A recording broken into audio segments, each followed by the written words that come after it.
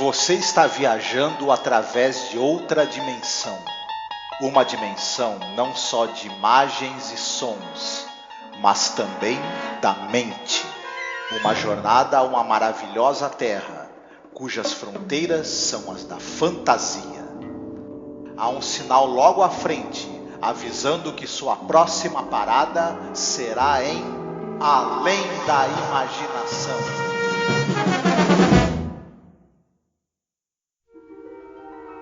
Olá, ouvinte! Seja bem-vindo novamente à Zona do Crepúsculo. Eu sou a Angélica. E eu sou o Marcos.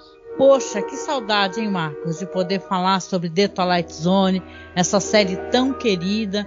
Nós falamos aí de 4 temporadas, hein? Agora é a última. Exatamente. Mais uma entrada nossa na Zona do Crepúsculo. Vai saber como vamos sair, né? Porque muita coisa acontece quando você tá, né, nessa região aí entre a realidade e a fantasia, né?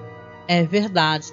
Então, nós vamos aqui poder falar sobre vários detalhes desse primeiro episódio, que é o episódio número 121 no geral da série, né? Mas o primeiro da temporada. Mas a gente vai agora tocar para vocês uma vinheta de apoio, tá?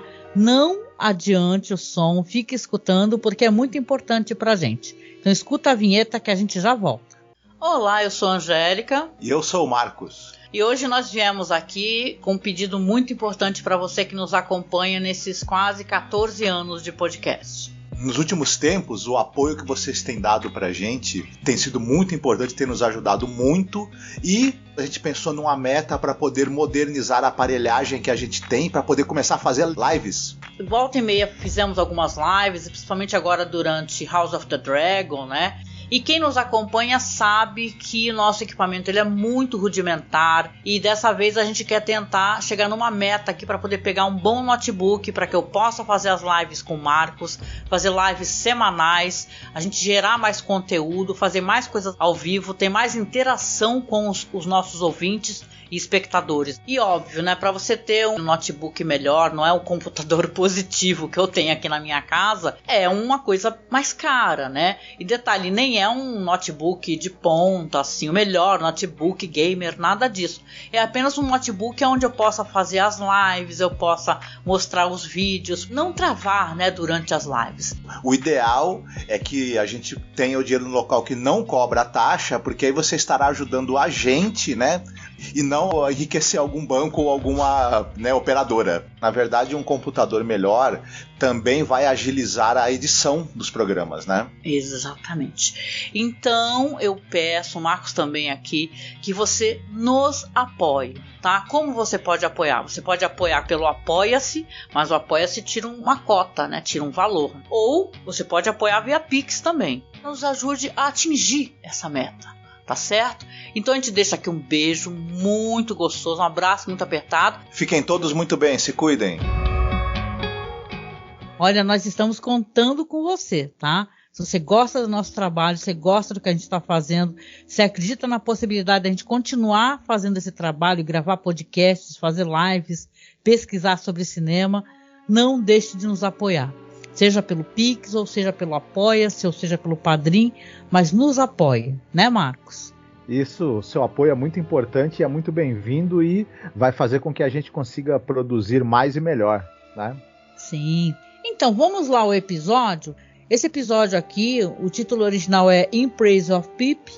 Tradução seria uma elegia a Pip, né, um tributo a Pip. Esse episódio ele faz voltar o formato que já é conhecido em The Twilight Zone, né, Marcos? Que é o formato que é a média de 25 minutos. Vamos lembrar que a última temporada, a 4ª, foram menos episódios e foram episódios de quase 1 hora, alguns até com mais de 1 hora, por sinal, né? Uhum.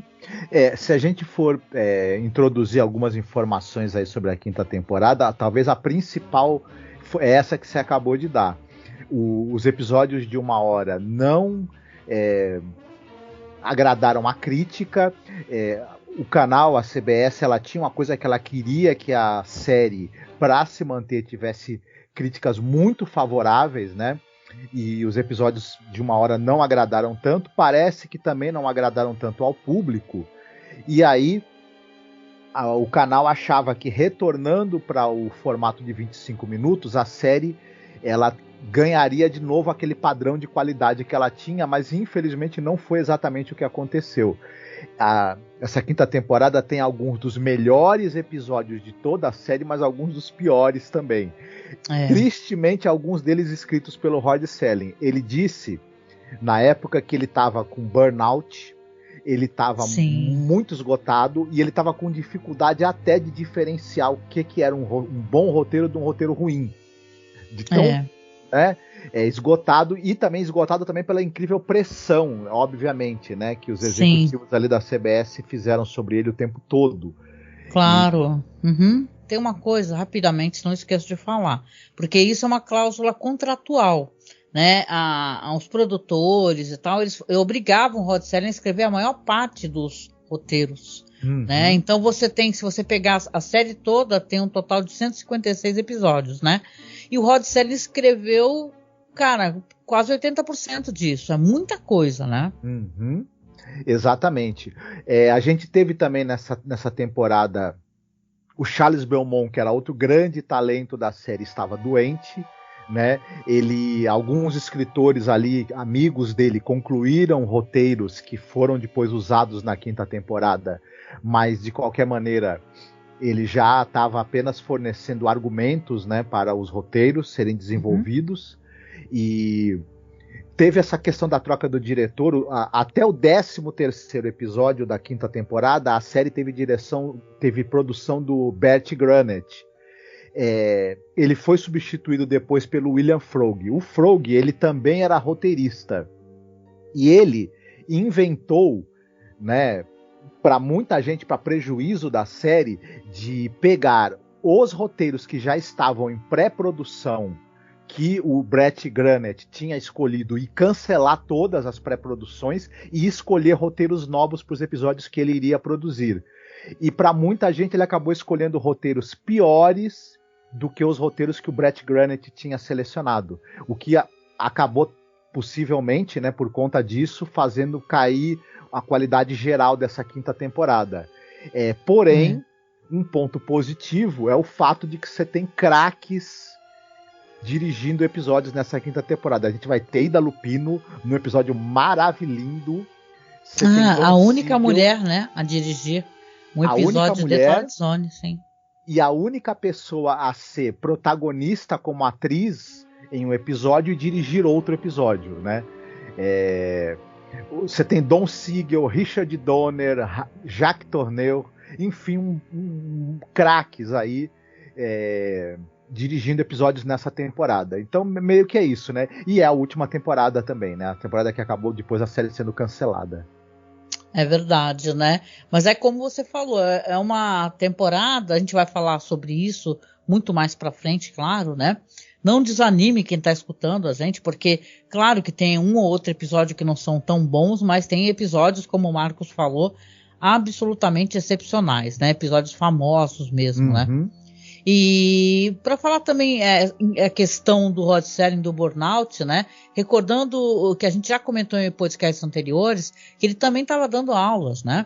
Ele começou a dar aula e ao mesmo tempo continuar cuidando da série. Teve na temporada passada aquela questão de o programa havia sido cancelado, depois acabaram resolvendo mantê-lo para poder cobrir o espaço, a grade, né, da televisão, do canal. Ficou programas mais longos, né? E também nem todo episódio deu certo, apesar que eu também acho que tem episódios excepcionais, né? Na temporada anterior, né? Como He's Alive, né? Que é atual pra caramba esse episódio. Sim. E eu acho que realmente, para uma quinta temporada, é uma série, ela começou em 59, a gente já tá aqui nos anos 60, né? Claro. E Rod Serling passava muito também por essa questão de patrocínio, de patrocinador, né? Nessa temporada aqui eles estão com mais patrocínios, porque era o que estava na moda na época, né? De cigarro, né? E é que a gente não tem os cortes que tem na internet para você assistir online ou baixar, não costuma ter o Rod Serling falando sobre os produtos, mas no original tinha, né? Porque ele tinha, você sempre viu o Rod Serling com cigarro na mão, por exemplo, né? Claro que ele era fumante, mas ele também fazia propaganda e essas empresas que patrocinavam o programa. Então, nessa temporada especificamente, Rod Serling já não está mais sendo obrigado a fazer a propaganda da marca de cigarro, né? E tal. Então você vê que as coisas foram se alterando, né? Mas não porque estava se tornando uma coisa ruim, sabidamente ruim, e sim porque não achavam necessário, né, fazer a propaganda, né? Mas o Rod Serling estava sob muita pressão, concordo contigo. Uhum. Então, como eu tinha comentado, esse episódio aqui, o tributo, né, o Elegia a Pip, né, é um episódio incrível, ele é tristíssimo, tá, gente? Mas ele tem um dos que o Rod Serling considerava, né, e não era uma desfeita aos outros grandes atores que estavam em The Twilight Zone, mas um dos favoritos que todo mundo comentava era o Jack Klugman, que também é um dos nossos atores favoritos, né, Marcos? Ele tá em grandes episódios da série, lindíssimos, né? Ele tem uma atuação que ele eleva, né, os papéis dos quais ele participa. O Klugman, especificamente em Além da Imaginação, ele fez vários personagens, homens assim, perturbados, né? Pessoas vivendo situações dramáticas e muito perturbado não é exatamente a palavra, pessoas em conflito, né? E o que gerou grandes atuações dele na série. A gente vê o personagem dele impressionante que ele faz, por exemplo, naquele episódio da temporada anterior, o Navio da Morte, né? The Death Ship, por exemplo. Né? A peça de For Trumpet, né? Também outro episódio magnífico. Enfim, ele é um grande ator. O pessoal, nós já citamos em outras oportunidades que ele está em 12 Homens e uma Sentença, por exemplo, né? Ele está naquele episódio Game of Pool, né? Que é o cara que quer ser o maior jogador de sinuca, né? Que desafia a pessoa que já faleceu, né? Interessante. Sim. E ele, como a gente já citou, ele era daquela série do Dr. Quincy, que era aquele legista que, além de identificar a causa-morte das vítimas, para a tristeza dos assassinos, às vezes também identificava o próprio assassino, né? E levava ele para cadeia. Então, série que fez muito sucesso aí nos anos 70 e início dos anos 80, né? Claro. A gente vai falar um pouco mais sobre o restante do elenco, né? Mas acho que é importante a gente mencionar que a gente tem novamente aqui um ator mirim que ele é muito famoso em The Twilight Zone porque ele é de alguns episódios assim muito sombrios, né? Que é o Bill Mumy.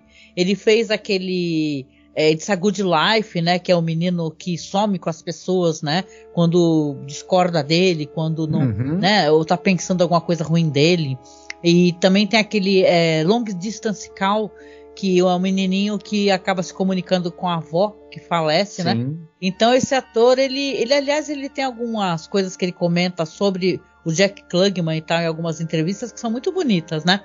Mas aqui eu acho que ele ele tem uma atuação muito boa, né? O menino, porque ele tá perfeitamente integrado às sequências com o Jack Klugman, que faz o pai dele, né? Ele faz a versão jovem do filho, né? Do Pip. Então ele tá muito bem, né?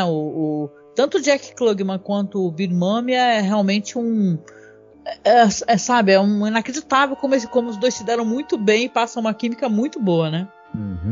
O amor que esse pai tem pelo filho, né? Que o Jack Klugman demonstra pelo personagem que o Bill Mumy, o menino, né, que o Bill Mumy interpreta, é muito palpável.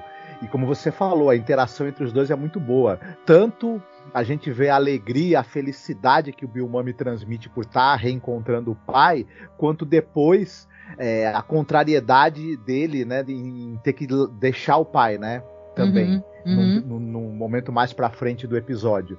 E o Bill Mumy, que o pessoal vai lembrar que é o Will Robinson do Perdidos no Espaço e o Lenier da série Babylon 5, né? Todo mundo vai lembrar dele nesses dois papéis, mas ele também aprontou poucas e boas em Além da Imaginação. Né? Sim, sim. Pois você comentou, e sim, o roteiro é do Rod Serling, né? Mas é importante mencionar que é uma espécie de reaproveitamento de um roteiro anterior dele, né? Porque ele tinha uma série que passava... O nome da série era o nome do local onde era gravado, né? Isso acontece muito nas séries americanas, principalmente essas séries antigas, né? Séries dos anos 40 aos anos 50. E o nome dessa série onde passou pela primeira vez esse roteiro assim, né? Essa história, né? Que o Rod Serling escreveu e também se baseou, era Craft Television Theatre, né? Então, ele já tinha escrito um roteiro que realmente ele sempre gostou de fazer uma crítica social, né? A questão da guerra está envolvida, mas são 3 histórias diferentes, né? Aqui ele pega uma das histórias e utiliza para poder fazer esse roteiro em The Twilight Zone, né? E então você vê que, caramba, né? É muito sentimental, é muito tocante, é muito bonito. E é uma maneira onde o Rod Serling, ele amplifica, vamos colocar assim, as questões que ele quer abordar nesse episódio do Kraft Television Feature chamado Next of Kin, né, que passou em 53, né, na televisão. E apesar, é engraçado a gente falar sobre isso, né, que parece uma coisa que diminua de alguma maneira o Rod Serling por ele utilizar um roteiro que ele já escreveu, né, para poder se aprofundar em uma história especificamente, mas na verdade eu acho que ele vai muito bem. Esse é um dos melhores episódios, eu acho que de todas as temporadas, sabe? Ele é muito emocionante, muito tocante, e ele é incisivo, sabe? Ele é certeiro, ele não perde tempo com nada, ele se aproveita bem de todo o tempo de tela para poder contar o que ele quer contar, né? Então eu acho bem interessante mesmo a maneira como ele aproveitou esse roteiro. Eu gostaria de citar, o episódio é dirigido pelo Joseph M. Newman, né? Esse cara... Esse diretor, ele é famoso, por exemplo, ele dirigiu o filme Sindicato do Crime, que é com o Edmund O'Brien, né, um filme muito famoso e muito importante. E ele dirigiu também um filme que eu amo de paixão, que é o Guerra entre Planetas, o This Island Earth. Que, na verdade, esse diretor ele fez várias filmes de ficção científica meio B, né? O mais famoso é esse. Esse filme ele é amado por quem adora a ficção científica tranqueira dos anos 50 e muito criticado por outros. Eu acho maravilhoso. Quem não viu ainda Guerra entre Planetas, veja agora. Você vai ter uma experiência maravilhosa. Eu acho que tem no OkRU esse filme. Se qualquer coisa eu coloco na publicação, gente. Ele dirigiu também vários episódios do Alfred Hitchcock Hour, dirigiu filmes também mais com a temática meio noir, filmes menos conhecidos, né? Mas dentro desse universo da temática noir, e ele dirigiu 4 episódios da última temporada, inclusive o último episódio dessa 5ª temporada, também é a direção dele. E aqui, não querendo entrar muito em detalhes, mas eu acho que ele tá muitíssimo bem, esse diretor, e eu vou falar mais com calma sobre isso, depois que a gente fizer a sinopse e tudo, né? Não, concordo demais contigo, até porque a direção de fotografia volta para as mãos de uma das pessoas mais inacreditáveis, assim, que com certeza faz The Twilight Zone ser o que é, né? Que é o George T. Clemens, né? A gente tem também o personagem do Jack Klugman, ele mora num quarto, né, alugado, e a senhoria da casa, ela é vivida, que é uma personagem importante também no episódio, ela é vivida por uma atriz chamada Connie Gilchrist, se a gente for também fazer esse destaque do elenco. E ela ficou famosa, essa atriz, ela tá no filme Órfãos da Tempestade do Frank Capra, mas ela também ficou ela é uma atriz de muitas participações na televisão, mas ela ficou conhecida porque é o seguinte: em 54, aquele diretor, o Byron Haskin, fez um filme que era o Pirata de Portobello, que era um filme que mostrava as aventuras do pirata Long John Silver, né? E ela faz um papel de protagonismo ali, ela é uma moça ali da tripulação e tudo mais, né? E depois, esse filme fez tanto sucesso que no ano seguinte eles resolveram fazer uma série de TV. Olha. Do mesmo personagem, do pirata Long John Silver, né? Com o mesmo ator que fazia o pirata no filme, né? De 54, e com ela também fazendo o mesmo personagem. Então ela, né? Ficou muito conhecida também por conta da participação dela nessa série.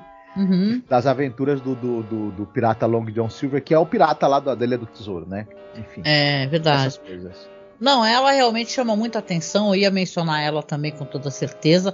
E episódio também, até pra gente poder começar a falar da sinopse, pra poder comentar, ele tem uma coisa muito legal. Eu gosto, eu sei que você também gosta, que ele tem um clima no ar, né? Essa coisa da cidade, né? E tal, a maneira como ele é filmado, né? Esses diálogos rápidos, né?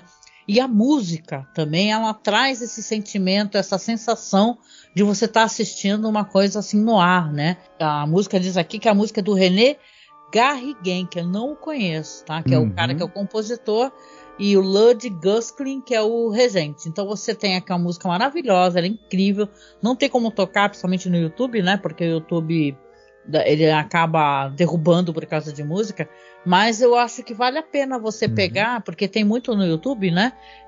Trilha sonora da 5ª temporada de Twilight Zone, porque tem alguns vídeos, principalmente os mais antigos, que o pessoal fez o upload e ficaram ali disponíveis. Então tem muito o sentimento que ele evoca de tristeza, de solidão. A música ela nos encaminha para esses sentimentos todos. Aí é muito bonito. Nem todos os episódios de Twilight Zone você tem música composta especificamente para o episódio. Alguns eles reciclam temas que vão aparecendo ao longo de vários episódios da série. Esse episódio especificamente ele foi feito com muito cuidado, muito esmero. Então, como você citou, né, o René Garrigues, que ele acabou fazendo uma trilha específica e muito evocativa, né, para esse episódio. Como você mesma já entregou para o público, a gente gostou demais, é um episódio absolutamente impecável, um dos melhores da série, redondo, né? E também por conta da trilha sonora, né?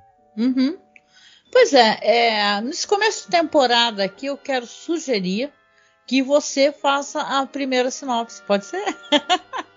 Certo. O episódio trata de um personagem que é o Max Phillips. Esse cara, ele é um sujeito que é uma espécie de associado a um bookmaker de apostas, né? Ele fica convencendo as pessoas a apostarem em cavalos que não vão ganhar, que são furadas, para que a pessoa perca dinheiro e o cara lá, o bookmaker, fique com a grana para ele, né?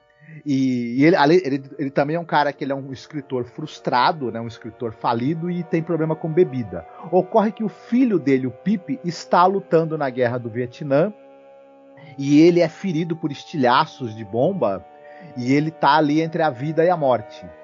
E é mais ou menos em torno disso que o episódio trata, né? Em um determinado momento, o nosso personagem aí, o Max, ele acaba enganando um jovem para que o jovem aposte um dinheiro da firma numa furada, né, numa corrida furada, e ele perde o dinheiro e tem com risco de ir para a cadeia. Só que o Max, no momento em que ele sabe que o filho dele está entre a vida e a morte, e ele vê esse garoto aí pouco mais velho do que o filho dele, por causa dele, nesse problema, ele resolve tomar uma decisão que vai alterar os rumos dessa história toda. E que decisão é essa nós vamos ver em breve. Olha, muito bom. Poxa, já começa o episódio, né? Você está falando aí, mostra realmente as imagens do jovem, né, sendo carregado, ferido, e os médicos estavam falando assim, olha, não tem como a gente cuidar dele aqui, não tem muita chance dele sobreviver. E a gente tem até uma surpresa, né? Porque parece que é tudo um sonho, né? Porque o pai, ele acorda desesperado e gritando não, não, não, né? Como se ele estivesse assistindo aquela cena do filho sendo desenganado pelos médicos ali, tão distante dele, né? E você fala assim dessa questão dele ser um bookmaker charlatão, né? Ele não é apenas um bookmaker, ele, como você falou, ele meio que engana as pessoas, né? E ele leva as pessoas a julgarem mais, né? Uma coisa meio... E ele é uma pessoa que ele mesmo diz que tem uma personalidade muito problemática, problemas com o alcoolismo, que ele, apesar desse apreço, dessa preocupação com o filho que está distante, está lutando na guerra do Vietnã, ele se sente assim que foi um pai ausente, né, e tudo, né? Então tem toda aquela carga de culpa, né? Você vê o Jack Klugman, ele passa toda essa emoção, né? Desse momento onde você vê que parece que ele está sempre enfadado, né? Que ele não tá vivendo a vida dele com muita plenitude. Ele fala para a mulher, que é a dona ali daqueles cômodos que ele deve alugar dela, né, presumo, né, que ela fala, nossa, como esse quarto fede, tá sujo, né, e você vê que ele fala assim que, poxa, recebemos alguma carta, né, e ela tá ciente da dor dele, né, naquele momento ele não é mais aquele cara que tá fumando, né, cheio de tristeza, dando claramente a entender quando ela olha pra garrafa de álcool, né, fala, ó, Você tá bebendo novamente, isso não é bom para ti, né? E você vê que quando chega um menino desesperado, que se chama George, que é um menino da mesma idade do filho dele, né? Que tá na guerra, né? Praticamente, pelo que eu entendi. E ele fala, poxa, você me enganou. Esse dinheiro que eu coloquei aqui era um dinheiro que era da empresa que eu trabalho. Eu vou ser preso, né? Aí ele fala assim, olha, você tem que tomar cuidado de quem você escuta os conselhos, né? Que você realmente não tem que fazer agora, né? E tal. Só que não mostra pra gente, mas na próxima cena, né, Marcos? Dá a entender que ele realmente devolveu o dinheiro, né, pro cara. Ele não entregou pro chefe dele, né? E vai sofrer as consequências. Isso, exatamente. E no momento em que ele tá ali na sala, né, onde o bookmaker tá lá contando o dinheiro que ele conseguiu, né, com as apostas furadas que tanto o Max, que é o personagem de Jack Klugman, quanto outros caras que devem trabalhar para ele, induzem as pessoas a fazer para as pessoas perderem o dinheiro. Né? E só que aí ele tá lá na sala e ele recebe, né, uma ligação da governanta avisando que chegou o telegrama que ele estava esperando, né, do exército, com notícias do filho dele. E as notícias são essas que a gente já tinha falado. Ele foi ferido e ele está entre a vida e a morte, né? Muito possivelmente vai morrer. E aí, nesse momento, que o Max ele fica em desespero e ele começa a desenvolver uma empatia por esse jovem que ele ajudou a prejudicar, né? Que vai provavelmente ser preso por conta do dinheiro que perdeu pela aposta furada que o Max induziu ele a fazer. E aí e uma raiva de toda a situação, acho também, né, Max? Sim. Porque ele cai em si, né? Ele fala, nossa, o que eu fiz pra mim, pras pessoas? Sabe, aquela ficha que cai, né? Ele fala, nossa, eu sempre fui ausente, né? E agora tem um outro jovem aqui que vai ser destruído também por causa de mim, né? Ele achava que ia dar tempo dele melhorar como pessoa quando o filho dele voltasse. Enfim, ele mesmo fala, né? Que ele achava que ele ia ter tempo com o filho para ele, em algum momento, largar aquele trabalho terrível, né? Desonesto que ele faz para melhorar e poder viver melhor com o filho de alguma maneira. No momento em que ele percebe que isso talvez não vá ser possível, ele fica com raiva de si mesmo e com raiva do bookmaker, né, que faz ele enganar, que leva ele também, né, para quem ele trabalha e que lucra, né, com a desgraça das pessoas que ele engana, né. É verdade, né? Ele resolve na frente do cara, né, do chefe, devolver o dinheiro pro menino, só que ele fala não. Tu vê que ele até ele fica condoído, né? Ele fala, nossa, eu lamento muito pelo que tá acontecendo com você, Max, e tal, né? O chefe dele. Aí ele fala, não, pra mim chega. Agora ele fala pro George, George, pega esse dinheiro, leva, corre daqui o mais rápido possível. Só que claro que não vão deixar o moleque sair com dinheiro, né? Que eles vivem disso, né? Ele até fala, nossa, se eu fosse ficar com pena de todo mundo pelo qual a gente pega o dinheiro porque a pessoa perdeu no jogo, eu não tinha mais o que comer. Ele fala algo assim. Mas aí você vê que os caras querem impedi-lo, só que ele saca uma faca. Nessa cena aí, o Jack Klugman diz que é uma cena que eu não sabia disso, né? Diz que ele tem na vida dele, no background, que cresceu na Filadélfia e também entre muito sofrimento, pobreza, né, e tal, um local meio barra pesada e tal. Então ele tem toda uma movimentação mesmo, e uma maneira, claro que ele é um ótimo ator também, né, mas o fato dele se mover, a rapidez como ele encena essa cena de luta, onde ele tá armado e ele ameaça o chefe, fala, olha, você deixa o menino sair, senão eu vou te matar. E o cara puxa uma arma, né, o outro tenta atacar o moleque, ele acaba tomando um tiro e o moleque foge com o dinheiro. Ele consegue, né, fazer com que o moleque fuja com o dinheiro. Só que ele ferido, ele sai da sala e você vê que ele tá... Claramente foi um ferimento ali na barriga, né? E ele ele desce as escadas, sai do local e vai parar na frente de um parque de diversões que ele já tá vazio, fechado, todo escuro. E começa ali a fazer uma oração, né? Fazer um pedido de uma barganha com Deus, né?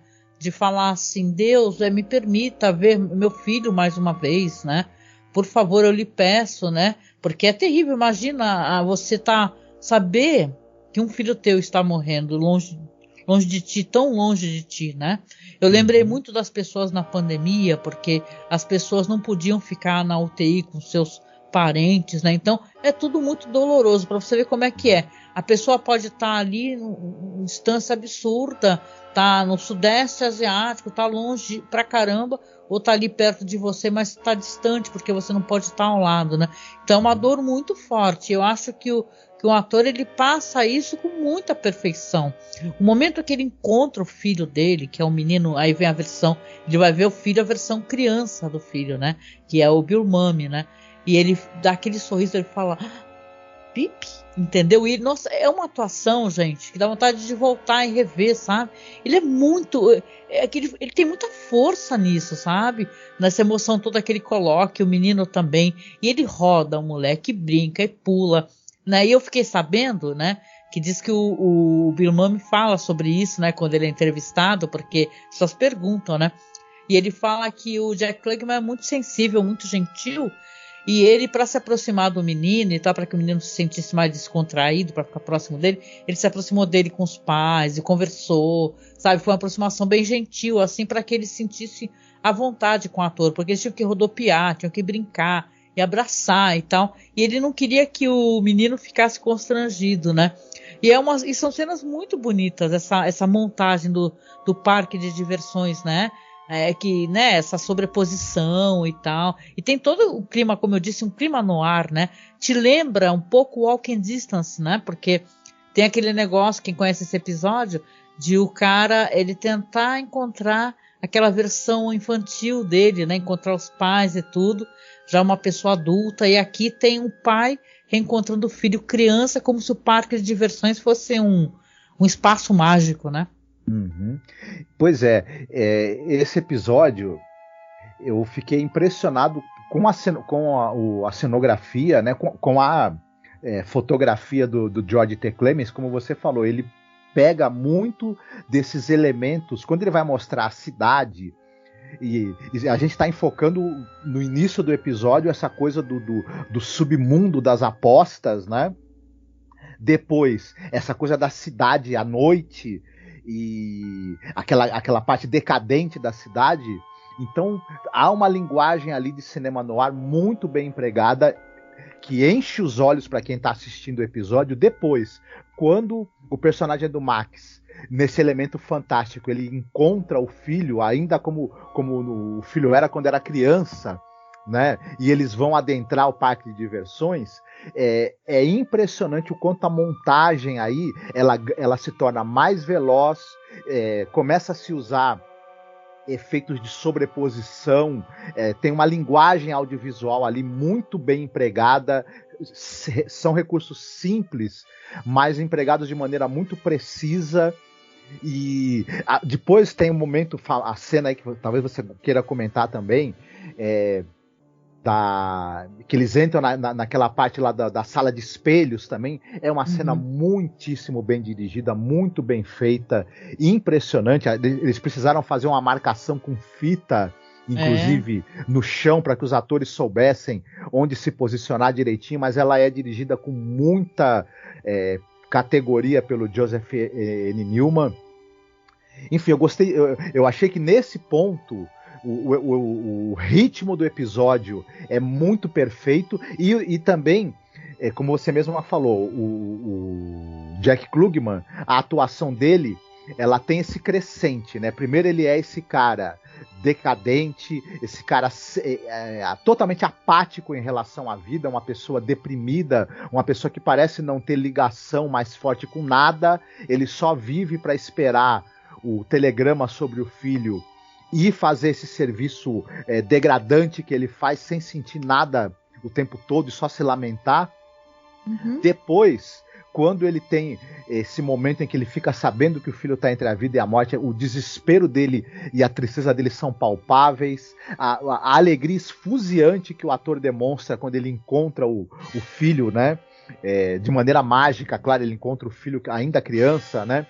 E depois, mais pra frente, o desespero dele em tentar conversar com Deus e trocar a própria vida dele pela vida do filho, uma atuação impressionante, muito marcante, com muitas camadas, e que eu acho também que a direção sabe como enfocar, né, como fotografar o Jack Klugman ao longo desse tempo para a gente sentir a evolução da atuação dele no episódio.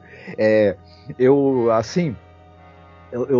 só vou me rasgar em elogios aqui, porque tá tudo com o ritmo marcado pela trilha sonora, que ela essa trilha meio jazzística, mas que ela sabe ser mais pesada na hora dos momentos mais emocionantes. Ela sabe também ser mais doce quando tem os momentos dele com o filho, com o Pip, né? Uma trilha também muito bem colocada. Enfim, é difícil saber onde começar e onde terminar de elogiar esse episódio. Nossa, é tudo muito bem construído, né? Eu acho que realmente o episódio ele não perde um minuto, assim, não tem um minuto a mais ou a menos, né? Ele tá na medida, ele coloca toda a situação, tudo é muito bem explicado para o espectador, você entende quem é esse personagem, a dor pelo qual ele está passando, você se identifica com ele, né? Quando o menino ele entra na casa de espelhos, que é o que sinaliza o fim do tempo dos dois juntos, né? E ele fala pro pai, eu preciso ir, pai, eu preciso ir. Ele entende o que está acontecendo com o filho, ele pede perdão e fala sobre tudo, fala, olha, mesmo que no momento que eu estava bêbado, desesperado, fazendo o que não devia, em nenhum momento eu deixei de te amar, né? E quando o menino se vai, ele realmente faz novamente uma barganha com Deus, ele fala, Deus, por favor, né, leva esse corpo, né, é tão triste essa carcaça, né, ele fala essa carcaça é carcomida, né, envelhecida e desgastada, e deixa que o Pip fique, que traga o Pip para mim. E tal, e ele cai, né, e voam, né, é uma cena tão triste, os papéis voam, né, e ele cai no chão, né.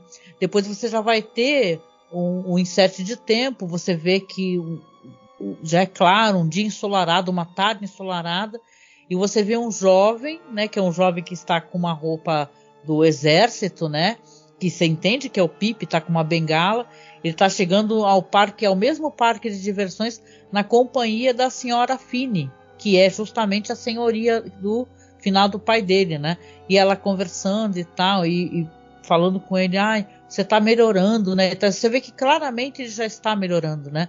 Ele está a caminho de ele está em franca recuperação, né? Como chamam.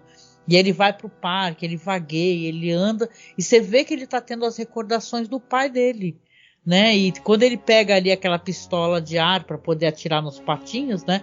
Ele recorda uma coisa que o pai dele falava sempre para ele, falava, para de ficar mascando chiclete e concentra aí na pontaria, né? E ele tira o chiclete e tal e sorri, e termina assim o episódio. Nossa, o episódio é lindo, gente, é para chorar mesmo, é muito bonito. É um primeiro episódio que é tudo de bom, né? E parece que é a última vez que o Jack Klugman, né, participa da série. Acho que sim. Acho que é o último episódio da série com participação dele, mas é um final inacreditável para a colaboração dele com o Rod Serling, além da imaginação. Uma das grandes atuações da série, sem dúvida nenhuma. O episódio é todo muito bem feito em todos os aspectos, mas o que talvez até mais se destaca nesse episódio é a atuação gigante do Jack Klugman. Ele leva a temperatura dramática do episódio de 0 a 100, sabe, num estalar de dedos com a atuação dele.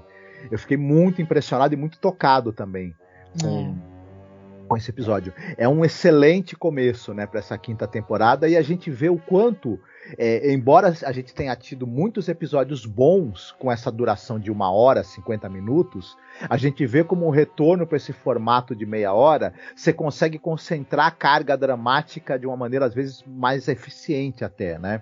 Concordo. Apesar de ter gostado de muitos episódios de 1 hora. E o Serling, eu acho que ele se dá muito bem com esse formato mais curto, né? E, enfim, um episódio absolutamente sensacional. Muito bom. Eu recordo, assim, só para fechar, o Nervous Man in a $4 Room. Você lembra que tem todo aquele monólogo e o cara desesperado tentando mudar de vida? Eu acho que ele me lembra um pouco esse episódio aí do homem desesperado nesse quarto de $4, né? Tem aquele também, sabe, ele tem várias coisas. Eu acho que chega a um ponto que, como o Rod Serling é uma pessoa muito criativa, né? Ele é capaz de transformar muito bem algumas coisas, alguns roteiros que ele mesmo escreveu. E tem coisas que ele adaptou de outros também, que o The Hitchhiker, por exemplo, que tem essa coisa da morte, né? O primeiro episódio, que é o One for the Angels, né? Que o cara faz uma barganha com a morte também. Quem é que recorda desse episódio, né? Que o velhinho é um vendedor e ele quer salvar uma criança e quer fazer uma grande venda, faz um acordo com a morte. Então acho que ele tem muito de vários episódios. Tem o Where is, Onde Está Todo Mundo, por exemplo. Eu acho um ótimo começo, assim. Eu acho um começo incrível mesmo. Isso que você falou me fez pensar uma coisa. O Serling, ele é um grande escritor de diálogos. Apesar dele ser uma pessoa também muito criativa, ele conseguir criar situações muito interessantes e trabalhar bem com fantasia, né, que é um dos elementos principais da série. O forte dele são os diálogos. E é interessante quando ele trabalha esses personagens que são esses homens atormentados, né? E você tem, no episódio de 20 minutos, 25 minutos, você tem pouco tempo para desenvolver e conseguir dar todas essas camadas para esses personagens. Mas no diálogo, os diálogos são tão fortes, são tão carregados de emoções e tão precisos que ele consegue colocar nos diálogos as camadas que esse personagem tem. A gente entende perfeitamente os conflitos internos ali que esses personagens que o Serling criou, tão memoráveis para a série, têm. Isso é uma grande habilidade de um grande, né, roteirista. Concordo. Né, tem monólogos absolutamente impressionantes na série em que a gente entende perfeitamente, mesmo com pouco tempo de tela, toda a psicologia e os conflitos dos personagens que o Serling cria, né? E esse é o grande legado, talvez, dele como roteirista, né? Sim, nossa, eu gosto como o Rod Serling, ele traz questões da guerra para serem questões críticas, como The Purple Testament, né? Que é aquele cara que enxerga um brilho no rosto das pessoas, né? Que estão prestes a morrer. Então, ele traz essa coisa dessa insignificância, da ausência de necessidade da guerra, né? E aqui também o Jack Klugman, o personagem dele, tem um momento que ele fala, nossa, isso é ridículo, né? Porque essa guerra, principalmente a guerra do Vietnã, para quem não sabe, morreram muitos jovens, né? Foi uma guerra que os Estados Unidos perdeu, vamos lembrar, né? Apesar deles não falarem sobre isso, né? Perderam a guerra e morreu muito jovem, né? E tal. Até na minha recomendação a gente vai falar sobre isso, né? Dessa questão do veterano esquecido pelo governo dos Estados Unidos, né? A gente vai agora para uma parte onde nós vamos continuar fazendo o que a gente tem feito porque a gente gostou, né? A gente vai cada um aqui recomendar filmes ou séries ou livros que a gente acha que complemente a experiência do episódio. Sendo um bom episódio ou não, não importa. Que a gente acha que engrandece a experiência, é uma coisa que a gente gosta de fazer.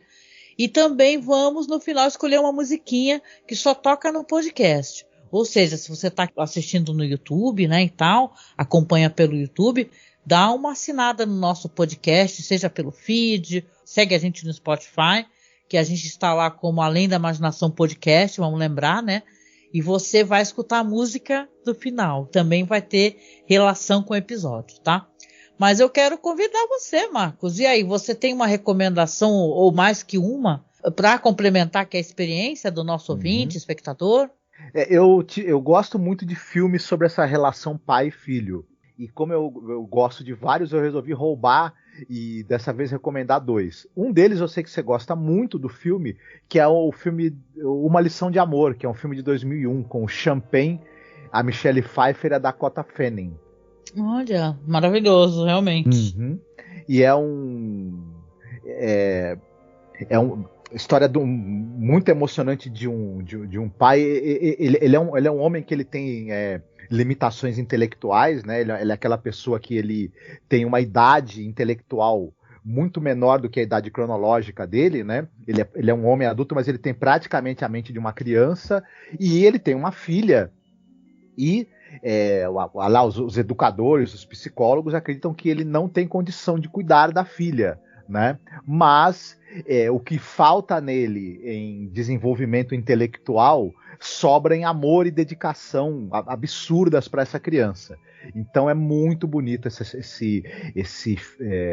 essa história, né, da dedicação desse homem de tentar, né, de alguma maneira se manter presente na vida da filha e tudo. Outra coisa que esse filme eu acho que tem um grande interesse é que ele é todo, a trilha sonora são todas versões de músicas dos Beatles, todas muito bonitas e muito bem colocadas ao longo do filme. Então é outro atrativo, eu diria, que torna esse filme interessante.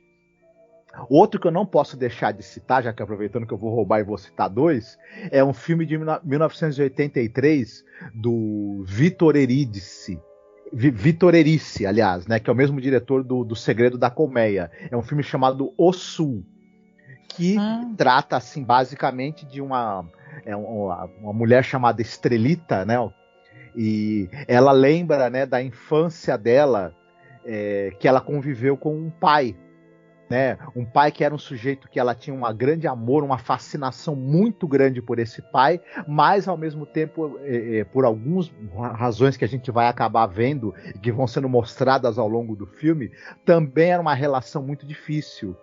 E em um determinado momento também esse pai acabou deixando-a porque ele se suicida, né?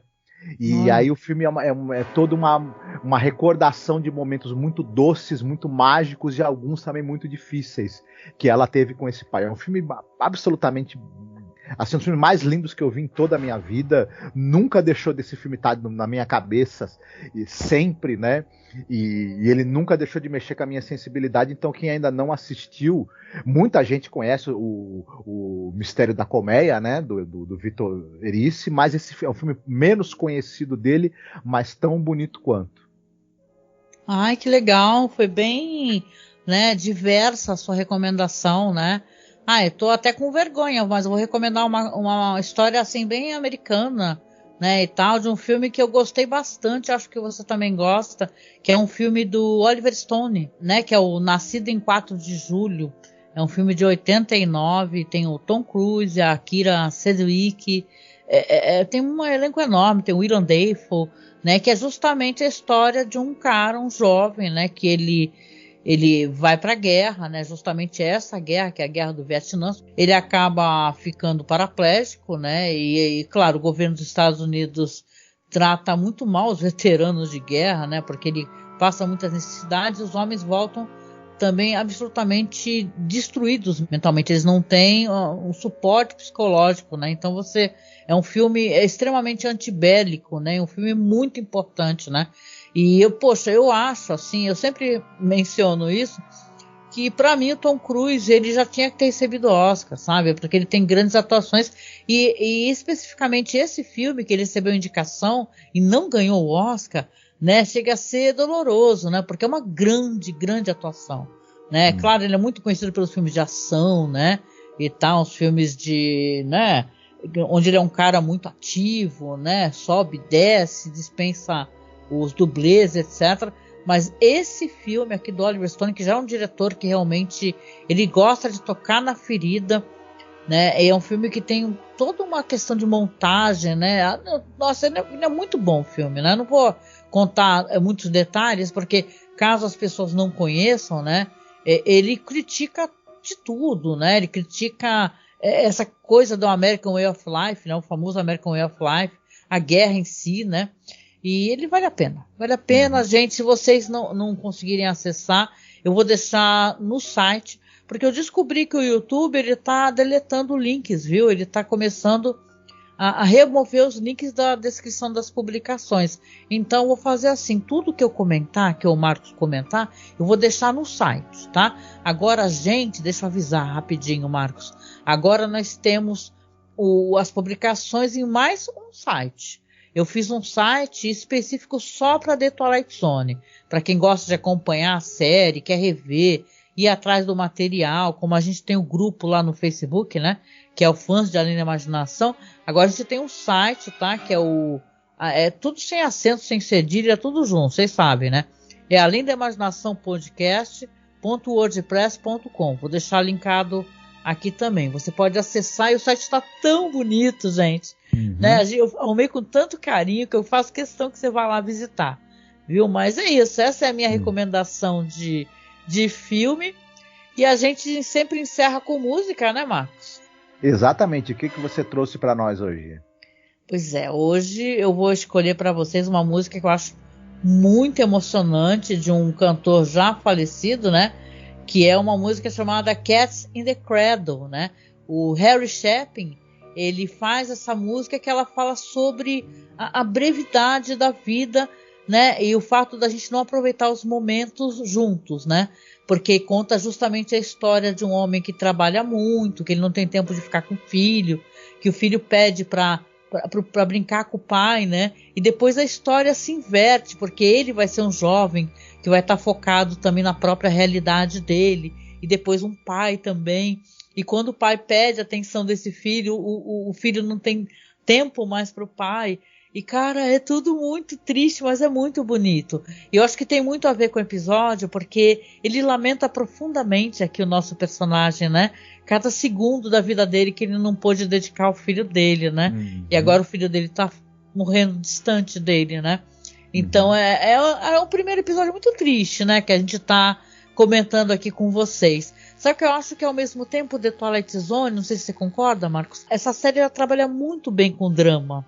Né? A gente até critica alguns episódios de comédia, que eu acho que The Twilight Zone serve muito melhor ao drama, sabe? A crítica social, a angústia, né? A reflexão, né? Eu acho que esse é um primeiro episódio glorioso, né? Para quem não conhece a série, assim, eu recomendaria para ser um primeiro episódio para a pessoa assistir também, que a pessoa vai chorar, com certeza. Certamente, é um episódio excepcional e, como a gente já tinha comentado, né, tá entre os melhores da série, assim, um episódio impecável. There is a fifth dimension. Beyond that which is known to man.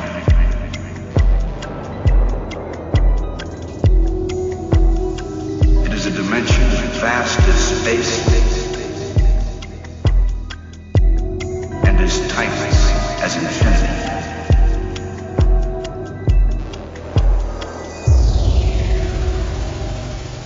It is the middle ground between light and shadow. E aí, vamos chegando então para os finalmente aqui do nosso podcast. Vocês sabem, né? A gente sempre lança 2 podcasts por semana. Agora as datas de lançamento vão ser toda segunda e toda sexta. Tá? Então você assina o feed, vai lá no Spotify, vai no site, aí você se inscreve aqui no YouTube. Nós estamos com essa campanha para poder tentar fazer mais lives, mas a gente vai começar a fazer lives, então vai acompanhando a gente. Esse podcast está sendo gravado um pouquinho antes, então você já vai estar com certeza ciente que a gente está publicando as nossas lives, falando do que está sendo lançado, tentando ter uma proximidade maior com você.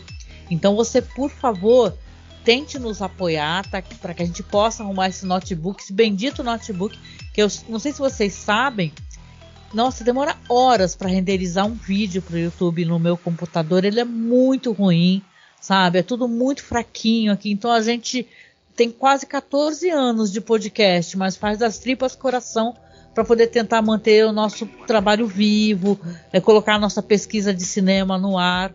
Então, se você puder, por favor, tá? Acesse o link do Apoia-se, lê o texto, escrevi um texto explicando. Ou então você também pode fazer um Pix pra gente, porque a gente tá com Pix, né? Que é apoiomasmorra@gmail.com, que também vai para uma conta que a gente deixou ali específica só para tentar deixar para o site, para as coisas do site, apoio para microfone, tá? Então, no que você puder ajudar, a gente agradece, né, Marcos? Exatamente, o seu apoio é muito importante e, como a gente já tinha falado, vai ajudar a gente a produzir mais e melhor conteúdo por aqui, né? Exatamente. E é isso, né, Marcos? A gente vem se despedindo, deixando uma música linda para quem vai escutar lá no feed do podcast. E para quem tá aqui no YouTube, que tá acabando agorinha, né, que nem um meme lá, a gente deixa um beijo, um abraço e a gente se encontra no próximo podcast de Twilight Zone. Fiquem todos muito bem, se cuidem e não percam a chance de dizer aos filhos de vocês o quanto vocês os amam. E de demonstrar também. Sim, sim. Todo dia, gente, é um dia que a gente pode espalhar amor, né? Chega do ódio que tanto espalharam por aí, né? Vamos espalhar carinho, afeto, né? Para as pessoas se sentirem protegidas e abrigadas, né? Na nossa presença. Um beijo, até mais, gente. Fiquem bem. Tchau, tchau.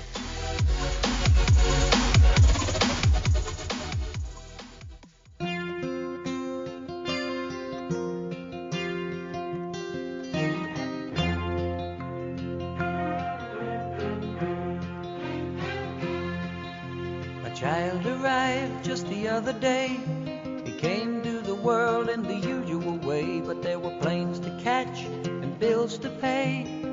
He learned to walk while I was away, and he was talking for I knew it, and as he grew, he'd say, I'm gonna be like you, Dad, you know I'm gonna be like you. And the cat's in the cradle and the silver spoon, little boy blue and the man on the moon. When you're coming home, Dad, I don't know when, but we'll get together then. You know we'll have a good time then.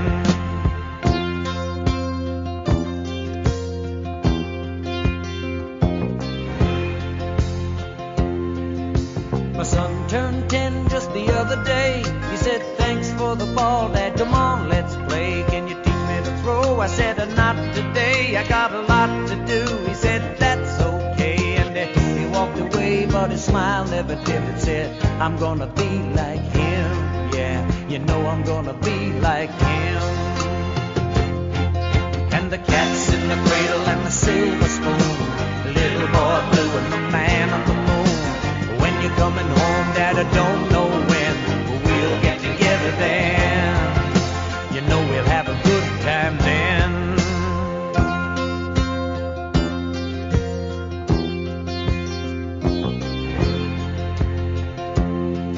Well, he came from college just the other day, so much like a man I just had to say, son, I'm proud of you, can you sit for a while? He shook his head and he said with a smile, what I'd really like, Dad, is to borrow the car keys. See you later, can I have them please? And the cat's in the cradle and the silver spoon, little boy blue and the man on the moon. When you're coming home, son, I don't know when, but we'll get together then, Dad, you know we'll have a good time then.